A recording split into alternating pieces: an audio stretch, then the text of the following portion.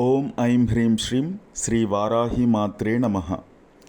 2025 ఆషాఢ గుప్త నవరాత్రులు, వారాహి అమ్మవారి నవరాత్రులు. ఒక్కో రోజు ఒక్కో అవతారంతో ఆ తల్లిని మనం ఆరాధించుకుంటాము.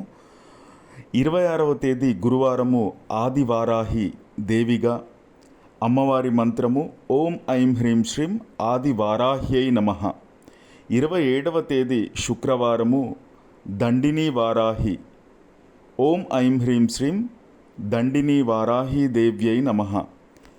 28 బృహద్వారాహి శనివారం రోజున ఓం ఐం హ్రీం శ్రీం బృహద్ వారాహ్యై నమః. ఇలా అమ్మకు ఒక్కో రోజు ఒక్కో అవతారము. ఆదివారం రోజు 29 ఉన్మత్త వారాహి. మొదట నామానికి ముందు ఓం ఐం హ్రీం శ్రీం, చివరగా నమః చెప్పుకోవాలి. 30వ తేదీ స్వప్నవరాహి సోమవారము. చెప్పాను కదా, ఓం ఐం హ్రీం శ్రీం చెప్పి చివరగా నమః చెప్పుకోవాలి. 1వ తేదీ జూలై ధూమ్రవారాహి మంగళవారం రోజున. 2వ తేదీ వజ్రవారాహి బుధవారం రోజున. 3వ తేదీ శ్వేతవారాహి గురువారం రోజున. 4వ తేదీ కిరాతవారాహి శుక్రవారం రోజున. 5వ తేదీ మహావారాహి శనివారం రోజున. ఈ విధంగా ఆ తల్లిని మనము ఆరాధించుకోవాలి.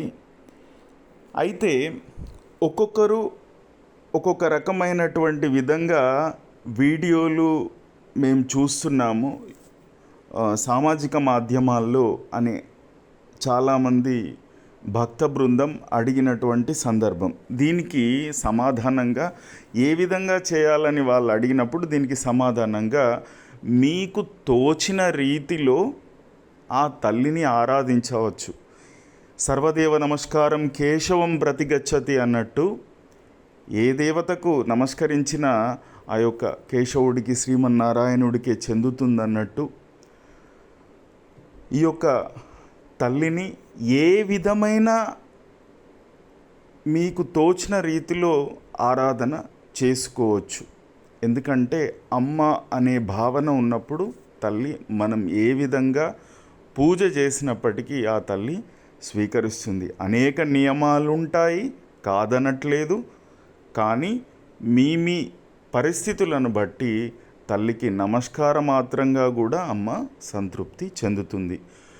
ఇకపోతే ఫోటోల విషయానికై వస్తే, అమ్మవారికి సంబంధించిన మీరు ఫోటోలు పెట్టి అమ్మవారి ఆరాధన చేయకపోవడమే మంచిదని నా ఆలోచన.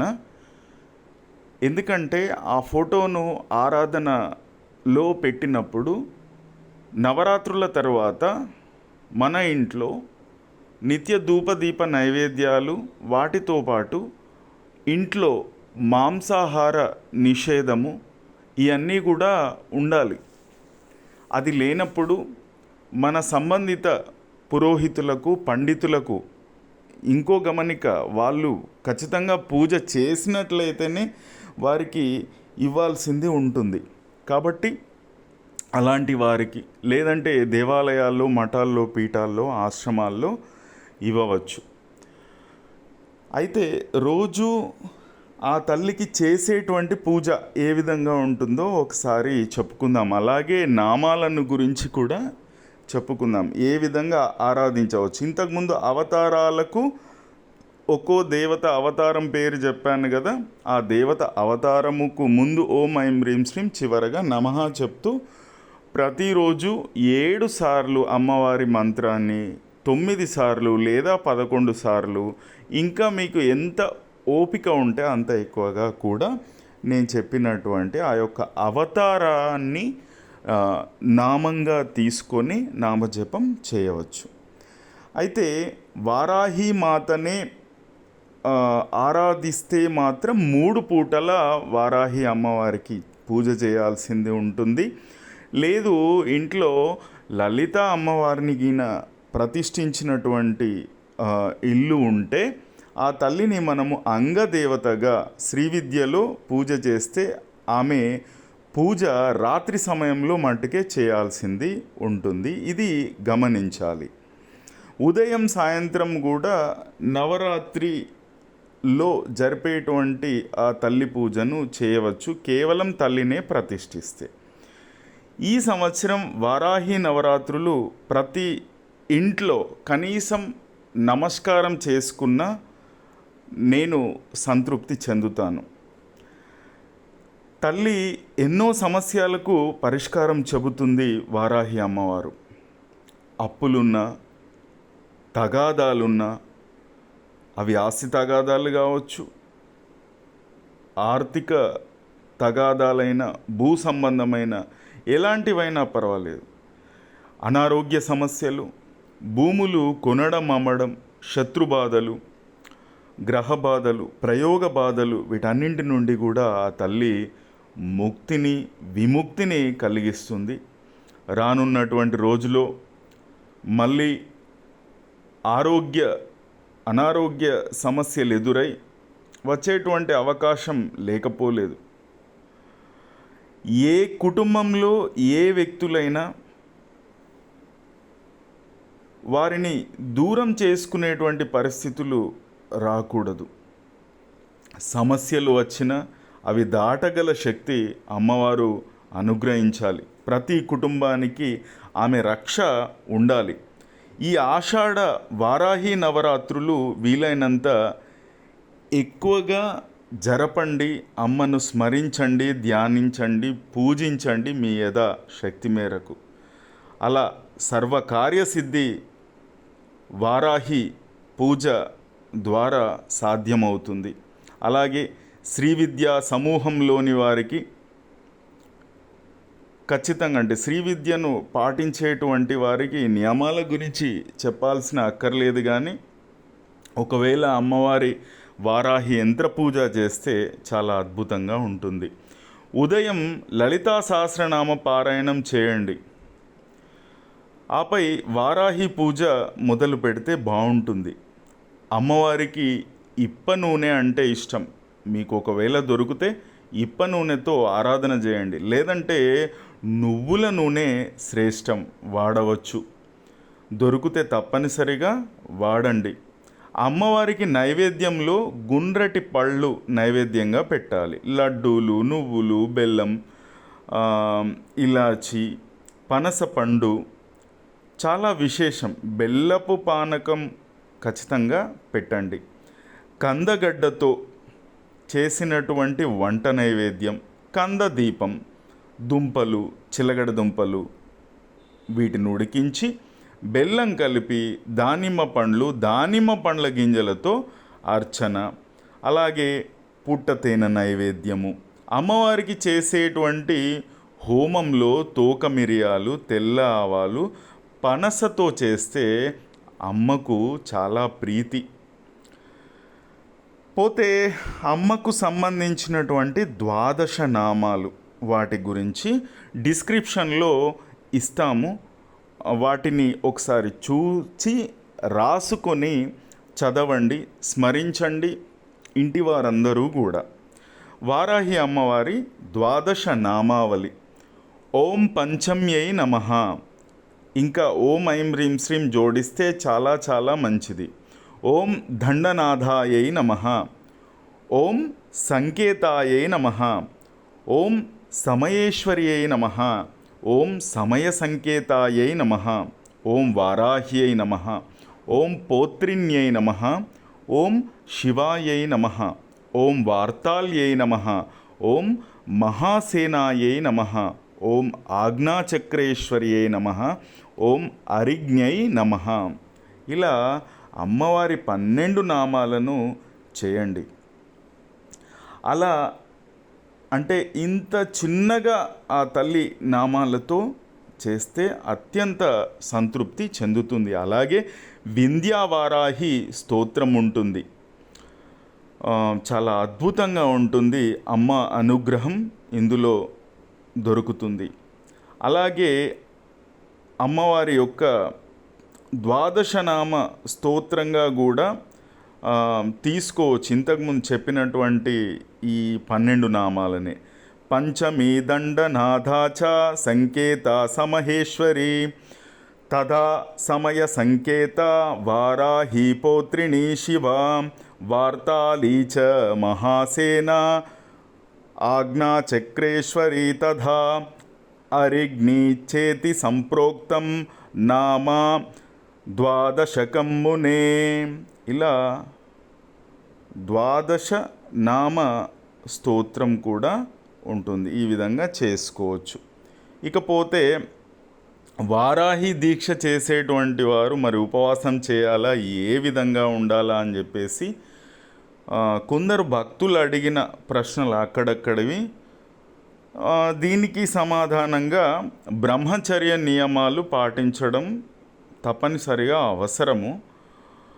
అలాగే ఈ 10 రోజులు అంటే 9 రాత్రులు 10 రోజులు ఇంట్లో శాకాహారమే వండాలి.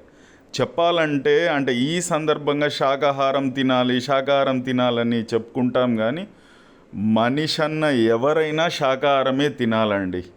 ధైర్యంగా ఎవరు చెప్పలేరు కూడా. ఎందుకంటే ఎక్కడ నా దగ్గరికి వచ్చేవాళ్ళు మళ్ళీ రారు అనేటువంటి భయంతో పండితులు కావచ్చు, సిద్ధాంతులు కావచ్చు, ఇలా చెప్పలేకపోతారు. ఎవరు కూడా మాంసాహారాన్ని, ఈ నీసు కౌసు వీటికి దూరంగా ఉండాలండి. వారాహి తల్లి పాడి పంటలకు భూమికి సంబంధించినటువంటి శక్తి కనుక మొదటి రోజు కొత్త కుండలో మట్టి వేసి నవధాన్యాలు వేయండి. ఆ మట్టిలో నిండినటువంటి పాత్రను పూజలో ఉంచాలి. 10వ రోజుకి మొలకలు ఆరోగ్యంగా మొలిస్తే మీ యొక్క సంకల్పం ఆటంకాలు లేకుండా నెరవేరినట్టుగా మనం గ్రహించాలి. పసుపు గణపతిని ప్రతిరోజు విడిగా చేసి పూజ చేయాలి. రెండవది, అమ్మను కూడా ఒక పెద్ద పసుపు ముద్దగా చేసుకొని ఇంకా కుదిరితే వరాహముఖంగా చేసుకొని పూజ చేసుకుంటే చాలా బాగుంటుంది. విగ్రహం ఉన్నటువంటి వారు పూజా అభిషేకం మొదలగునవి చేసుకోవచ్చు, గణపతి సంబంధమైనటువంటిది. అలాగే ఇంతకుముందు చెప్పాను కదా, ఆ తల్లి ఫోటోను పెట్టినట్లయితే నిత్యారాధన ఉండాలి. మాంసాహారాలు ఎట్టి పరిస్థితుల్లో అమ్మవారి యొక్క ఫోటోను ఇంట్లో ఉంచుకోకూడదు. సామాజిక మాధ్యమాల్లో మరి చాలామంది చెప్తున్నారు కదండి, ఫోటో పెట్టుకోవచ్చు ఇలా అలా అని చెప్పేసి అంటున్నారు. తప్పు లేదు, నవరాత్రుల్లో పెట్టుకోవచ్చు. కానీ తిరిగి ఏదైనా క్షేత్రానికి, ఆశ్రమానికి, మఠానికి, పీఠానికి, దేవాలయానికి దానం ఇవ్వాలి. అందులో ఖచ్చితంగా అక్కడ పూజ జరిగేటువంటి విధంగా ఆ ఫోటోకు చూసుకోవాలి. ఇవన్నీ గమనించాలి సుమ. ఇకపోతే నవరాత్రుల్లో ఆ తల్లి ముందు దీపాన్ని పెట్టి వారాహిగా దీపాన్ని ఆవాహన చేయవచ్చు. దీపానికి పూజ చేసేటువంటి వారు అభిషేకం ద్రవ్యాన్ని ఒక గరిటెలో తీసుకొని అమ్మవారికి మంత్రం చదువుతూ చూపించి ఒక పాత్రలోనే ఉంచి అందులోనే దేవత ఆచమనం నీళ్ళు, చివరిగా అది తీర్థంగా సేవించవచ్చు. ఒకవేళ యంత్ర పూజ తెలిసినటువంటి వారు ప్రతిరోజు అమ్మవారికి సంబంధితమైనటువంటి యంత్ర పూజ చేయాలి. శ్రీచక్రము ఉంటే శ్రీచక్రానికి కూడా చేసుకోవచ్చు. మధ్యాహ్న భోజనం చేయవచ్చు. సాయంత్రం పూజకి మళ్ళీ స్నానం చేసుకొని పూజ చేయాలి. ఇది తప్పనిసరి, 2 మార్లు స్నానం చేయడం. నైవేద్యం మీకు కలిగినదే పెట్టండి. ఇంకొకరితో పోటీ పడి అప్పులు చేసి ఆర్భాటాలకు పోతూ భక్తి చేస్తే సరైనది కాదు. అట్లా మీ యథాశక్తి మేరకు తోచినటువంటి విధంగా అమ్మవారి యొక్క ఆరాధన, అర్చన ఈ విధంగా చేసుకోండి. ఆ తల్లి మీ తల్లిలాగే, మీ తల్లి ప్రేమలాగే అమ్మ అనుగ్రహం ఉంటుంది. మీ కోరినటువంటి కోరికలన్నీ కూడా ఆ యొక్క తల్లి తీరుస్తుంది. ఆ తల్లి అనుగ్రహం మీ అందరికీ, మనందరికీ ఉండాలని చెప్పేసి భావిస్తూ మరోమారు ఈ యొక్క నైవేద్యాలు చెప్పానుగా, దుంపలకు సంబంధితమైనటువంటి నైవేద్యాలు ఏవైనా మీరు పెట్టచ్చు. క్యారెట్లు, బీట్రూట్లు, అలాగే కంద దీపం ప్రత్యేకం. బీట్రూట్ను కానీ ఇంకేదైనా కందను కానీ కొంత తొలచి, అంటే లోపల కొంత నూనె పట్టేటువంటి విధంగా తొలచి దీపాన్ని వెలిగించండి. అఖండ జ్యోతి లాంటిది మీ మీ పరిస్థితులను బట్టి ఏర్పాటు చేసుకోండి. యథాశక్తి మేరకు నామాలనైతే ఖచ్చితంగా స్మరించండి. ఖచ్చితమైనటువంటి ఫలితాలు ఆ తల్లి ఇస్తుంది. ఇకపోతే మన ఆశ్రమంలో నవరాత్రులు ఆ యొక్క అమ్మవారి యొక్క ఆరాధన, పూజ, అలాగే హోమం, అమ్మవారి యొక్క ధ్యానం, నిత్య పూజ ఇవన్నీ కూడా ఉంటాయి.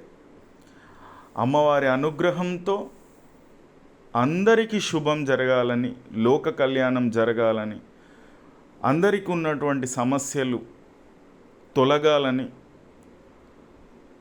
కోరికలు అందరి కూడా సత్కోరికలు, సమాజానికి లోక కళ్యాణం చేసేటువంటి కోరికలు, కుటుంబ శ్రేయస్సుకు ఉండేటువంటి కోరికలు, అన్నీ మంచి సంకల్పాలతో కూడినటువంటి అన్నీ కూడా నెరవేరాలని ఆ తల్లిని ప్రార్థిస్తూ ఓం శ్రీమాత్రే నమః.